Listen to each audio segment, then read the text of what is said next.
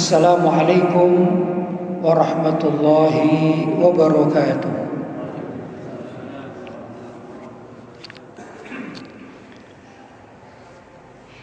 Alhamdulillah, wassalatu wassalamu ala Rasulillah Sayyidina Muhammad ibn Abdullah wa ala alihi wa sahbihi wa man wala wa la hawla wa la quwwata illa billah, amma ba'd. Hadratul mukarramin, ma'asyiral ulama al-fudala, ma'asyiral asatidah al-kurama, bapak-bapak, ibu-ibu jamaah sholat maghrib di Masjid Hizbullah Singosari yang dirahmati oleh Allah.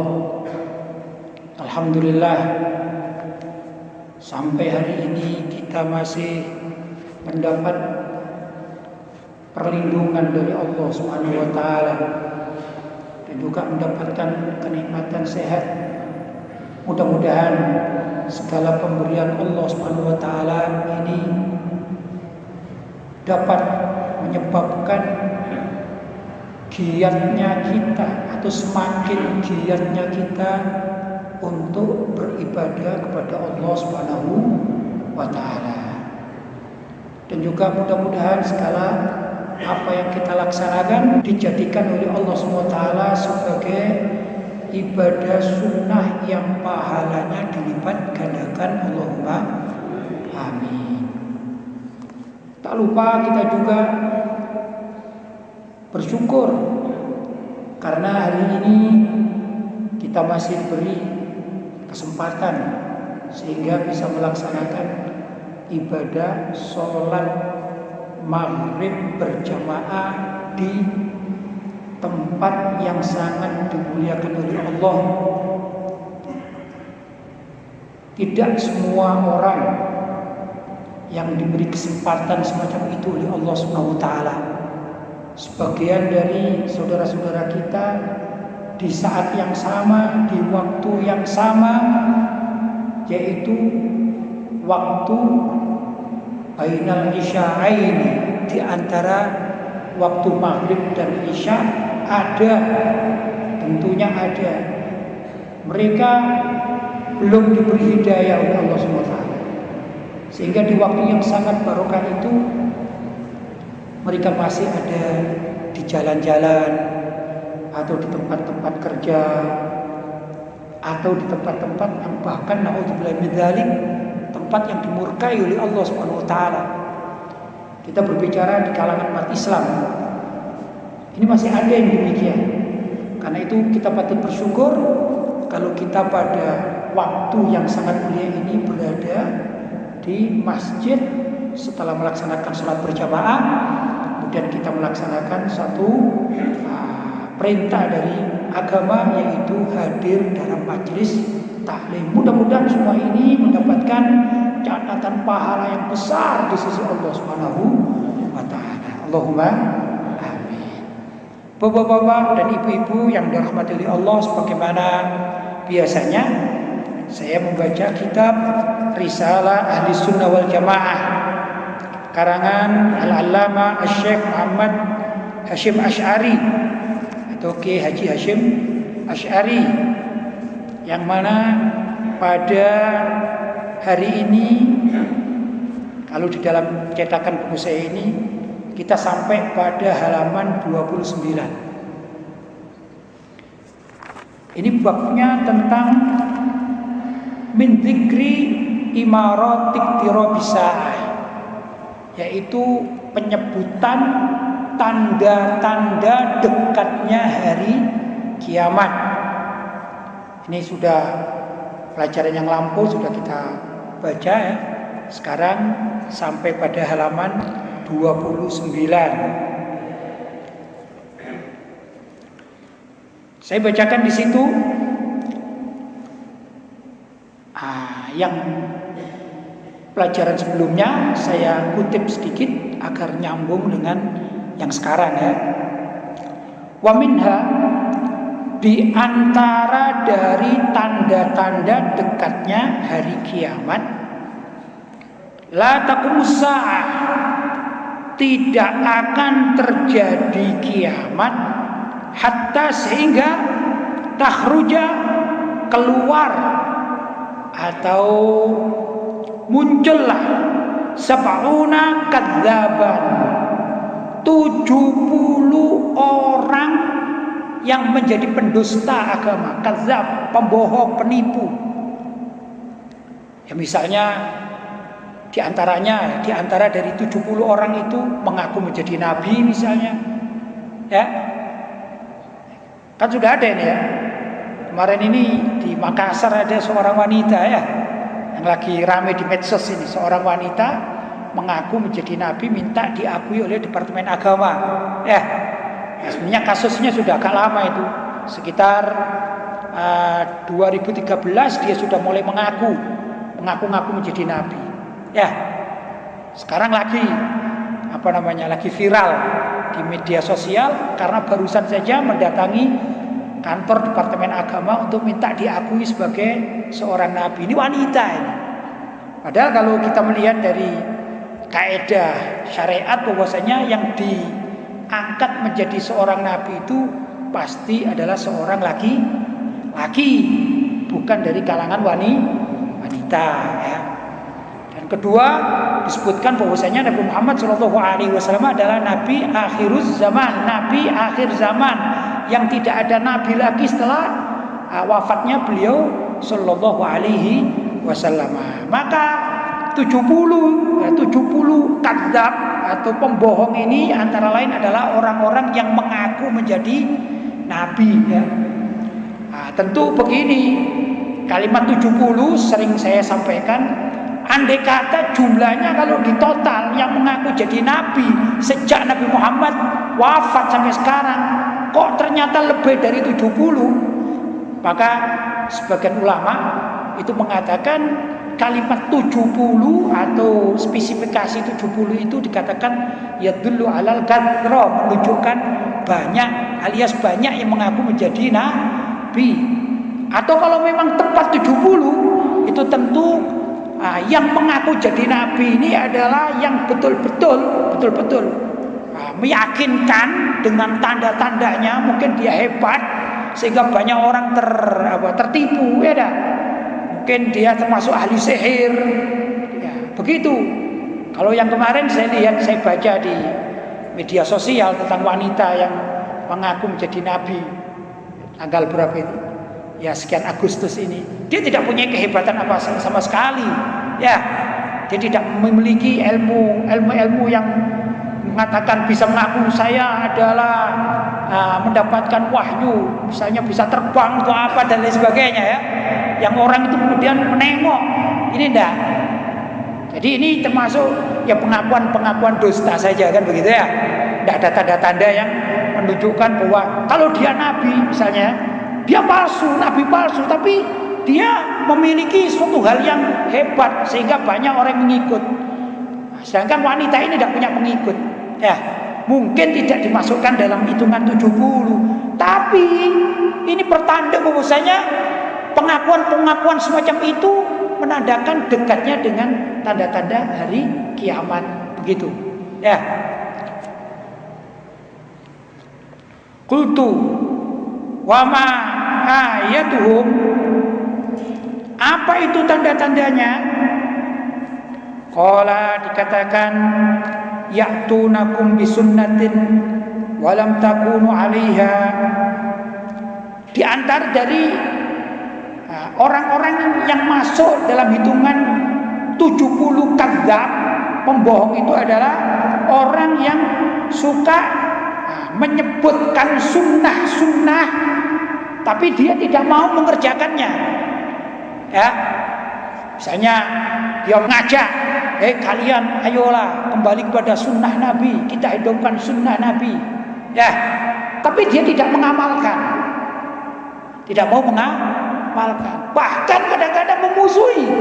Wah, ini yang lebih jahat lagi kalau memusuhi ya. Kalau misalnya secara zahir, kalau Nabi SAW misalnya dalam keseharian beliau senang menggunakan pakaian komis misalnya ya. Apa komis itu? Gamis kalau bahasa Indonesianya. Gamis atau apa ini namanya? Kita angkatan apa? Jubah ya. Jubah atau gamis gitu ya. Dia mengatakan kita mengikuti sunnah Nabi. Tapi orang ini bukan sekedar tidak mau memakai gamis, justru mengatakan ini gamis ini bikin sengsara, ini bikin sial misalnya. Padahal itu adalah pakaian Nabi Muhammad SAW. Nah, ini macam-macam begini, ini termasuk tanda-tanda orang yang masuk dalam kategori sab'una 70 kadzaban. Naudzubillah min dzalik, yaitu 70 orang yang pendusta agama. Ini bahaya ya. Kalaupun misalnya kita atau ada di antara kita tidak bisa atau kurang suka ya karena suatu hal dengan pakaian yang pernah dipakai oleh Nabi, termasuk gamis, imamah. Apa imamah ini? Sorban kalau orang Indonesia mengatakan ya. Sorban yang di mana? Sorban yang diikat di kepala ini ya. Nah, ini kan kalau bahasa Arabnya namanya imamah. Kalau dipakai begini namanya imamah ya. Kalau diletakkan di sini namanya rida. Paham ya? Nah, kalau misalnya ada orang memakai imamah, ini kan sunnah Nabi. Kalaupun kita belum bisa menggunakan sunnah Nabi itu, ya jangan ngata-ngatain sunnah Nabi. Ya, naudzubillah min dzalik. Apa orang pakai imamah?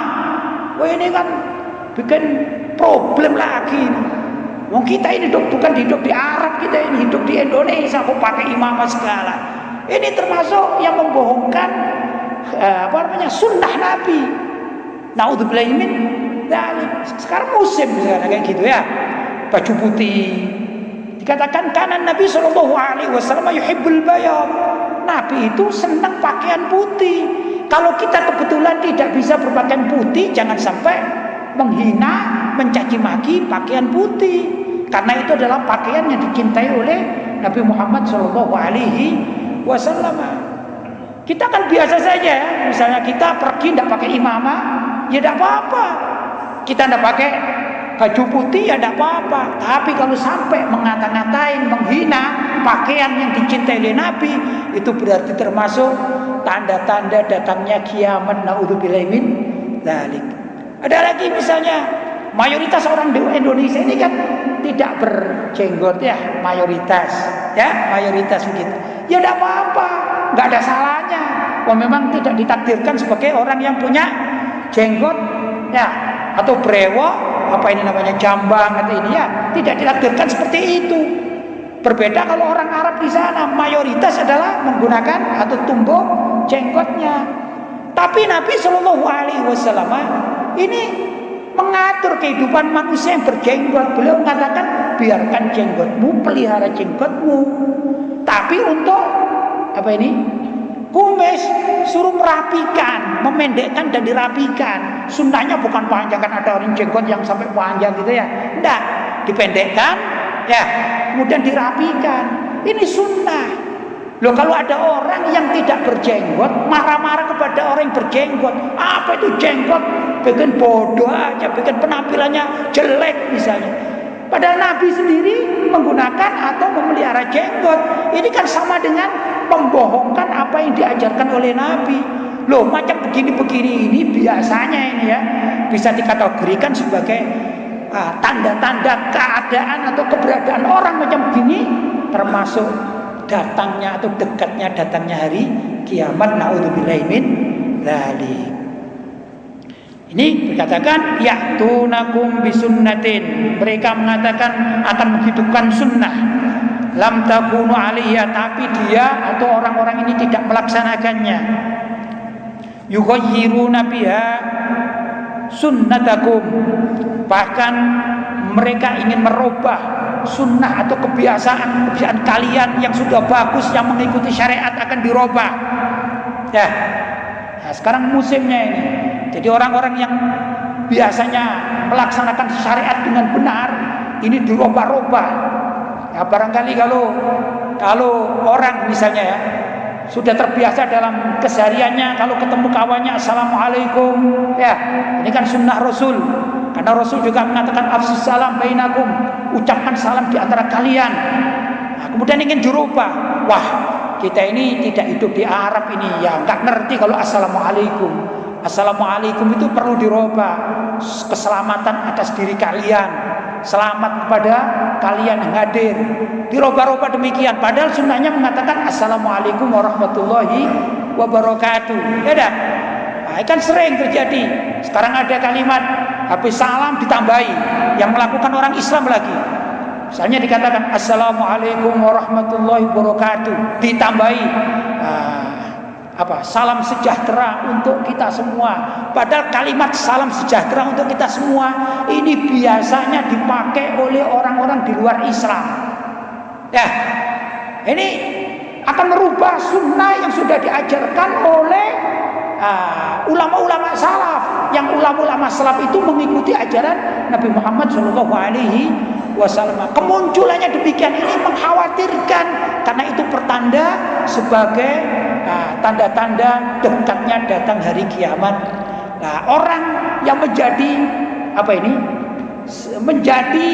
tanda datangnya hari kiamat ini termasuk orang-orang yang tidak baik, alias min asyrarin nas, termasuk dari orang-orang atau jahat-jahatnya orang, yaitu man adrokal kiamah, orang yang mendapati terjadinya hari kiamat. Semakin orang itu dekat datang kiamat, hidup dia menangi atau mendapati, semakin apalagi kalau jadi dengan kamu ada ini, kamu adalah tanda datangnya hari kiamat. Ini naudzubillah min dzalik, karena ini termasuk orang yang syar, orang yang jahat, orang yang buruk, yang tidak bisa dijadikan panutan. Naudzubillah min dzalik. Fa idza ra'aitumuhum, kalau kalian melihatnya, fastanibuhu, kalian wajib untuk menjauhinya. Ini perintah syariat. Rawahul Bukhari, diriwayatkan oleh Imam Bukhari, an Abdullah bin Amr ibn al-As, dari Sayyidina Abdullah bin Amr ibn al-As radhiyallahu taala anhuma. Ya, karena itu marilah kita menjadikan diri kita, bila mana kita mengajak suatu hal yang baik, kita berusaha untuk menjalankannya, agar kita bukan termasuk orang-orang menjadi pertanda datangnya hari kiamat. Na'udzubillahi min dzalik. Wa minha idza dhaharal qaul wa khazanal amal. Di antaranya apabila muncul beberapa atau banyaknya pendapat-pendapat, pendapat-pendapat orang tentang agama atau penakwilan masyarakat tentang agama ini semakin bermekaran di mana-mana. Tapi wa khazanal amal, sedangkan amalnya semakin sedikit. Yang mengamalkan syariat semakin sedikit, tapi yang membicarakan syariat atau agama dengan analisa-analisa ini semakin merambah mana-mana. Waqtalafil ansun, sedangkan al-ansun, mulut ini bertentangan satu dengan yang lainnya, kontradiktif, ya, pro kontra. Ini seperti zamannya ini ya. Kalau kita melihat dunia media sosial, ini kayaknya sudah waktunya ini, dekat sekali kiamat. Apa itu? Banyak pendapat-pendapat yang saling bertentangan satu dengan yang lainnya. Sedangkan amalan-amalan, kalau diajak untuk mengamalkan suatu amalan itu, yang hadir cuma sedikit. Ya dah. Media sosialnya luar biasa, pertentangannya, perdebatannya luar biasa. Tapi kalau diajak hadir majelis taklim, diajak jamaah sholat, diajak hal-hal yang positif, ini semakin merosot. Kualitasnya semakin merosot, kuantitasnya juga semakin lama semakin hilang atau pudar. Waqtalafil qulub, dan hati setiap muslim atau setiap orang ini, hatinya satu dengan yang lain ini semakin bertentangan. Kan banyak ya terjadi ya, berbeda pendapat. Padahal perbedaan pendapat itu ya ada yang boleh, ada yang tidak. Kalau urusan khilafiyah itu boleh. Kalau urusan khilafiyah, fiqhiyah, masalah fikih itu boleh. Sedangkan ini bukan, perbedaan pendapat masalah akidah, masalah ketauhidan, yang menyebabkan hatinya seseorang dengan yang lain ini menjadi saling bertabrakan, tidak sinkron, tidak bisa ukhuwah yang benar. Ya, ini pertanda kalau sudah marak semacam itu, ini juga sudah dekat hari kiamat. wa qat'u kulli dzi rahimin rahimah. Dan banyak terjadi di antara keluarga ini sudah terpecah-pecah, tidak terikat lagi dalam hubungan keluarga karena perbedaan pemikiran, misalnya perbedaan partai, perbedaan ormas, perbedaan perkumpulan, ya, perbedaan yayasan, perbedaan mengikuti jamaah mana, ya. Yang satu mengikuti jamaah A, yang satu mengikuti jamaah B, kakak beradik, tapi bertentangan. Padahal sama-sama, ya, kegiatannya sama, ya begitu. Nah yang seperti ini kalau sudah banyak terjadi berarti pertanda dekat dengan datangnya hari kiamat. Fa inda dzalika, maka jika situasi masyarakat sudah semacam itu, la'anahumullahu wa asammahum wa a'ma absarahum, maka di saat kejadian itu sudah merebak di masyarakat, Allah akan melaknat mereka dan Allah akan menulikan mereka, menjadi mereka tuli, yaitu kalau dinasihati dengan hal yang baik akan ditolak, ya, telinga tidak bisa menerima, wa a'ma absarahum, dan mereka jadikan buta, karena sudah buta maka tidak bisa melihat kebenaran. Apalagi kalau butanya ini buta hati, naudzubillahi min dzalik, seakan-akan buta mata, dia tidak bisa melihat kebenaran. Oh ini benar, ini salah, ini sesuai hadis, ini tidak. Tapi apakah ini sesuai dengan keinginanku, sesuai dengan kelompokku, sesuai dengan partaiku, sesuai dengan golonganku, sesuai dengan ormasku, sesuai dengan kalau tidak sesuai sudah kita tinggal. Begitu. Wah, ini pertanda sudah dekat datangnya hari kiamat. Naudzubillahi min dzalik. Rawahul Imam Ahmad, diriwayatkan oleh Imam Ahmad wa Abdurrahman bin Humaid dan Abdurrahman bin Humaid an Salman Al-Farisi, dari Salman Al-Farisi radhiyallahu taala anhu. Wa minha, di antaranya idzan nasu azharul ilma, jika sudah banyak manusia-manusia itu lebih menampilkan kemampuan ilmunya, analisanya, wa dhayya'ul amal, sedangkan sudah banyak juga di antara manusia-manusia itu yang meninggalkan amal ibadah yang baik. Ya, katanya orang itu mulutnya lebih banyak daripada amalnya, gitu ya. Lisannya lebih luas daripada amal ibadahnya. Wa tahabbu bil ansun wa tabaghadu bil qulub. Mereka saling mencintai tapi melewati lisan saja, sedangkan tabaghadu saling memusuhi di dalam hati. Kalau ketemu ya pura-pura baik, ya, hei kamu gimana kabarmu? Aku senang sama kamu. Tapi begitu sudah keluar berbeda tempat, maka menggunjing satu dengan yang lain. Itu loh begitu, ini begini. Sudah terlalu banyak semacam ini. Maka di situ juga sudah atau pertanda datangnya hari kiamat sudah dekat. Wa taqatu'u fil arham, dan saling memutuskan tali silaturahim. Zaman sekarang ini ya sepertinya semacam itu sudah terjadi. Kata orang begini, zaman sekarang ini hidup di suatu tempat ini, yang jauh menjadi dekat, yang dekat menjadi jauh. Itu era apa namanya? Era digital. Era digital, ya.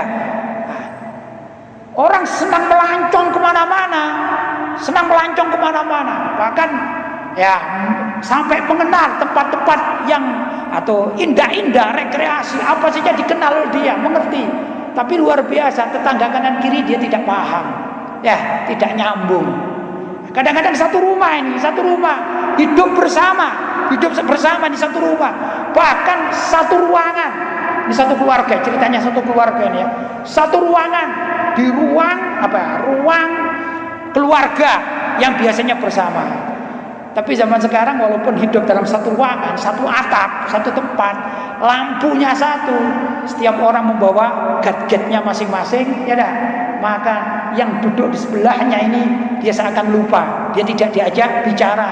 Tapi kawan atau kenalan baru yang tempatnya jauh, mungkin di belahan pulau lain, dia bisa main, ya, bisa komunikasi.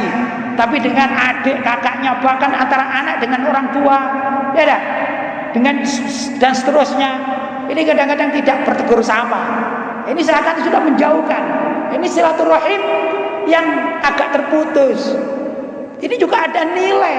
Nilai ini termasuk nilai sudah dekat datangnya hari kiamat. Naudzubillahi min dzalik. Nah, itu katakan wa taqata'u fil arham.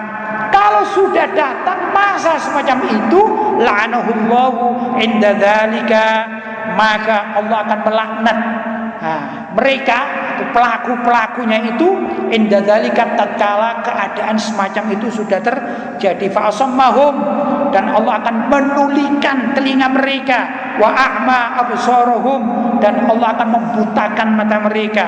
Rawahu Ibnu Abi Dunya, diriwayatkan oleh Imam Ibnu Abi Dunya anil Hasan, dari Sayyidina Hasan bin Ali radhiyallahu taala anhum. Qala al-Baihaqi, berkata Imam al-Baihaqi, wa ghairuhum, dan yang lainnya rahimahullah taala, al-amaratu minha sigharun wa qad madha aktsaruha wa minha kibarun sayati. Tanda-tanda kiamat yang kecil-kecil itu di zaman Imam Baihaqi ini ya, kata beliau, sudah banyak yang lewat, sudah banyak yang terjadi. Ya, waqad madha aktsaruha. Wa minna kibarun, di antara tanda-tanda kiamat akan datang itu ada tanda-tanda besar, insyaallah akan diterangkan berikutnya. Ya, kalau kita menyadari ya, dalam pelajaran yang lampau disebutkan, ini banyaknya pembunuhan misalnya. Banyaknya pembunuhan termasuk dari salah satu pertanda dekat datangnya hari kiamat, tapi itu tanda-tanda kecil. Ini kita ya sedih ya. Beberapa saat yang lampau kita melihat fenomena ada orang dibakar. Kita tidak melihat apa bagaimana ya, tidak menghukumi apa dan bagaimana ya. Tapi melihat orang hidup dibakar itu kan ya apa ya? Kita menjadi merinding. Ya, menjadi terenyuh, merinding. Dan pembakaran-pembakaran semacam itu tidak di satu tempat, di beberapa tempat juga terjadi. Artinya apa? Pembunuhan semakin banyak. Bahkan ada, ya kita melihat berita-berita ini, 2 anak sekolah dasar bertengkar, yang satu sampai mati. Kita bisa membayangkan pembunuhan terjadi di mana-mana. Ya, pembunuhan terjadi di mana-mana. Sampai anak kecil yang tingkat SD bertengkar dengan kawannya, membunuh itu menjadi hal yang bukan suatu yang menakutkan bagi mereka. Dan banyak perampokan-perampokan yang dilakukan oleh di tengah masyarakat, pada akhirnya perampoknya membunuh dari korbannya. Ini kalau di Jakarta ada geng motor. Ini luar biasa juga. Geng motor ini ya ada di antara mereka itu yang memang merampok ada. Tapi kadang-kadang untuk iseng-iseng mereka suka melukai, bahkan sampai membunuh. Padahal ini untuk senang-senangan, ini geng motor untuk senang-senangan, ya, untuk bangga-banggaan. Kalau melihat orang lewat, maka dia tusuk dengan pisau, ya dengan apa yang dia bawa, dengan parangnya, dengan ini. Di antara yang ditusuk itu ya mati. Ya, semacam ini terbiasa, menjadi berita biasa. Ini termasuk pertanda sudah dekat hari kiamat. Dalam satu keterangan dikatakan, bila mana di suatu tempat itu kalau ada orang yang meninggal dunia, maka hati orang yang melayat ini sudah tidak bergetar. Ini termasuk pertanda datangnya hari kiamat. Dan kita sendiri kadang-kadang melakukan melakukannya. Contoh misalnya, ada satu keluarga yang meninggal dunia, kita melayat dan kita mengantarkan jenazah sampai di makam pekuburan. Cuman problem yang terjadi di zaman akhir ini, kalau zaman dahulu orang mengantarkan jenazah ini sambil takut atau rasa sedih, ya. Walaupun yang meninggal bukan keluarganya, tetangganya lah, atau temennya, atau kerabatnya, atau orang lain. Kalau zaman dahulu ini masih takut, bahkan merasa dirinya, ya ntar lagi saya juga seperti itu. Sehingga tidak ada orang yang berani untuk canda atau gurau. Yang banyak diiringi dengan bacaan La ilaha illallah, La ilaha illallah, dari tempat rumahnya sampai di mana? Di makam pekuburan. Tapi kalau zaman sekarang itu adanya di sinetron. Di sinetron yang kebetulan membahas atau filmnya itu tentang kematian, maka ada bacaan La ilaha illallah direkam. Tapi praktek di lapangan masyarakat gimana sekarang? Kenyataannya kita mengantar jenazah dari mana? Rumah sampai di masjid. Biasanya masih khusyuk biasanya kalau masjidnya dekat ya, atau musolanya dekat karena mau disolati, gak ada yang rame. Begitu dari masjid, ya saya sebutkan misalnya di Masjid Jami sini ke Kadipaten, ini kan jalannya jauh. Memang benar yang megang kalau dari keluarganya di antara mereka masih menangis, ya tidak sedih. Tapi yang mengantarkan gimana? Ya bicara sendiri-sendiri, macam-macam yang dibicarakan ini, mulai dari kerjaan, mulai dari yang pertemanan dan segala macam, bahkan sampai bergurau, bahkan sampai ya maaf yang merokok juga asik merokok, yang ngobrol asik ngobrol, ya dah. Sampai di makam pekuburan pun demikian. Menggali kuburan ini zaman sekarang tidak seperti zaman dahulu kala. Menggali kuburan ini sambil bergurau, yang merokok juga asik merokok, tidak ada takutnya sama mayat, tidak ada takutnya sama keadaan kematian. Zaman sekarang tidak ada takutnya. Ini akibat banyak pembunuhan sehingga melihat darah, melihat jenazah, bahkan melihat mayat itu menjadi suatu hal yang lumrah. Ini termasuk alam-alam atau zaman-zaman sudah dekat datangnya hari kiamat. Karena itu kita harus introspeksi diri, harus bagaimana gitu. Kita siap dah menghadap Allah SWT. Kita tidak tahu apakah besok lusa ini datang alamat al-kubro, datangnya hari kiamat yang besar. Kapan kira-kira terjadi? Kita tidak tahu. Tapi kita sendiri sudah siapkah kita? Kita untuk ziarah kubur saja itu kan untuk apa? Ziaratul kubur, fadilah ziarah kubur itu litudzakirukumul akhirah, ya, litudzakirukum al akhirah, untuk mengingatkan kalian terhadap kehidupan akhirat. Sedangkan tadi peristiwa yang banyak terjadi mengantarkan mayat ke kuburan tidak menjadikan kita ini ingat akhirat. Justru kita ingatnya apa? Perdagangan, bisnisnya, sampai pertemanannya, pergaulannya, guraunya, ya, dan lain sebagainya. Ingatnya dunia dan dunia. Ini yang terjadi. Karena itu dikatakan oleh Imam Al-Baihaqi. Imam Baihaqi itu ya lahirnya sudah ratusan tahun terdahulu ya. Itu kan Imam Baihaqi ini kan salah satu dari muhaddits ya. Zamannya Imam Bukhari, Imam Muslim, Imam Tirmidzi, ya, Imam Abu Dawud, Imam Nasai. Ada lagi siapa? Imam Ibnu Majah, Imam Al-Baihaqi. Ini adalah orang-orang hidup ratusan tahun sebelum kita. Di zaman itu, kata beliau, kata Imam Al-Baihaqi, sebenarnya tanda-tanda kiamat itu sudah sering terjadi, apalagi di zaman sekarang.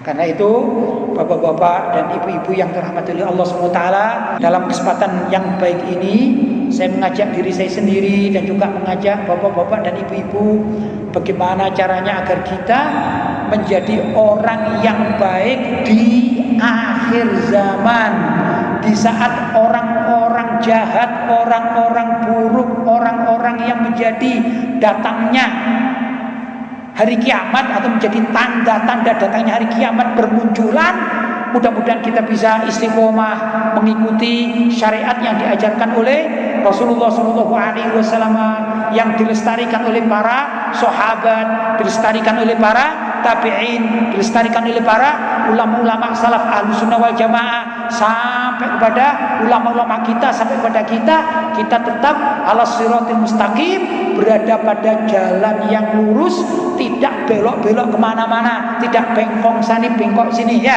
tapi kita lurus mengikuti akidah Ahlussunnah wal Jamaah dan juga mengikuti ajaran syariat yang diajarkan oleh para ulama Ahlussunnah wal Jamaah. Semoga dengan demikian kita bisa diselamatkan oleh Allah Subhanahu wa taala dan tidak dijadikan sebagai orang-orang yang menjadi tanda-tanda datangnya hari kiamat, yang mereka ini termasuk min asyrorin nas, termasuk orang-orang atau jahat-jahatnya manusia. Naudzubillahi min dzalik. Barangkali bapak-bapak dan ibu-ibu, itu sedikit yang dapat saya sampaikan sesuai dengan apa yang kita baca dalam kitab yang diajarkan atau ditulis oleh Kiai Haji Hasyim Asy'ari atau Mbah Hasyim Asy'ari di dalam kitab Risalah Ahlussunnah wal Jamaah. Semoga ada manfaatnya. Barangkali itu yang dapat saya sampaikan. Hadza ma aqulu lakum wal afu minkum. Wassalamualaikum warahmatullahi wabarakatuh.